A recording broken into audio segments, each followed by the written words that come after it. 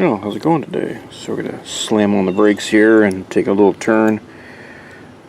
Not unusual for my channel. It's all over the place. It's the way it is.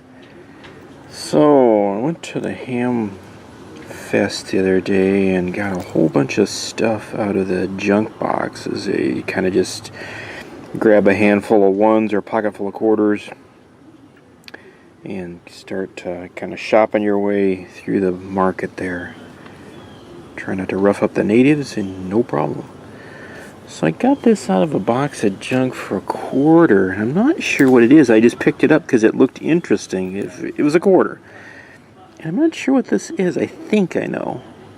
I think this is a sample coupler. And there's probably technically there's another piece that goes with this. There's a T. This would be for a PL259 T. And that goes in line over here at the RF, and then this picks a little bit of RF off and would couple it on to your frequency counter or your little baby watt meter, maybe your oscilloscope. And I realize maybe some of you don't have any interest in RF stuff, and that's fine. But something like this could be a useful piece of test equipment. Basically, it's kind of a window into what's going on your transmitter. So what's kind of weird is I've looked this up. It has a basic. It has no numbering on it. This might be a military piece. So the only numbering on here is it's 9435, and it says RF. And it says 21 C as in cat, B as in Victor, A as in alpha, and that's all that's on this thing. There's a little cap, and this just kind of spins around. I'm not sure what's up with that. This seems to be kind of like a little piston that moves up and down. I assume these nuts jam this on there, and I think what you do is you put your PL259 connector in here, and this moves the probe and the noisy neighbors in and out. You can kind of see that as you turn this, that distance gets further away, and that would kind of provide more attenuation or less coupling, your choice. This is weird though, because I can't get this apart. I think I figured out what's going on, but my chances of getting it apart, if it works, excuse me, you really want to see my watch.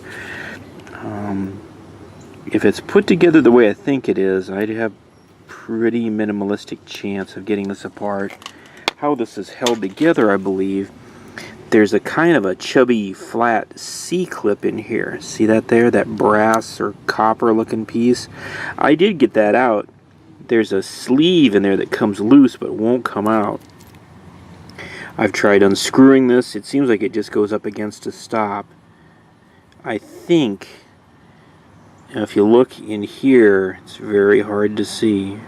In between the shell here, where these teeth are, and this kind of translucent insulator, there's another C-clip in there, and I believe I have about a snowball's chance in hell of getting it out of there without keeping this intact. I think they inserted that and then used a kind of a mandrel to shove that down so it snapped in there. So this is the part I believe might have to come loose. The other possibility, get this to do its thing here.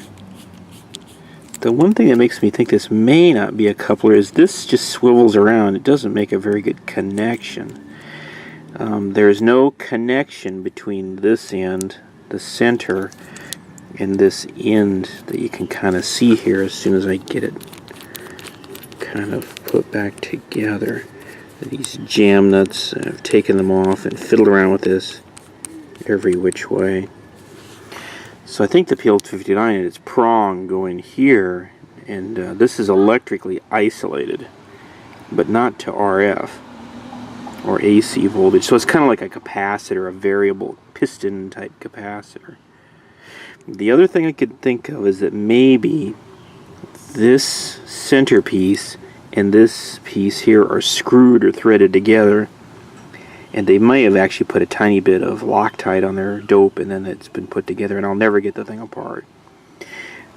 I'm afraid that the only way to really get this apart, unless I find another one of these or see another one on the internet or somebody tells me what exactly this is to cut this, and I'm not going to cut it. I paid $0.25 for this, damn it. I'm not cutting it open. So just for fun, I'm going to hook a T up to this and send a PL259, run it over to probably a frequency counter or an oscilloscope with a pad on it just to get a feel for how much coupling this has or has not. I just thought I'd show that to you. So these are kind of fun little puzzles that you pick up. You know, somebody at one time made this and knew what the hell it was, and now it's just some useless garbage. Or is it? I don't know. It might be fun to play with. So we'll just kind of do that. Keep your eye out for those junk boxes. You don't have to go to the ham flea market with you know, a couple $100 to get some big stuff. I bought a whole big bag of stuff for about $7, so however many times 25 cents goes into $7. A lot. So there you go. Take it easy. If you want to comment and tell me what you think that is, knock yourself out. It won't hurt a thing. It's actually encouraged. And we'll talk to you later. Take it easy. Have a groovy day.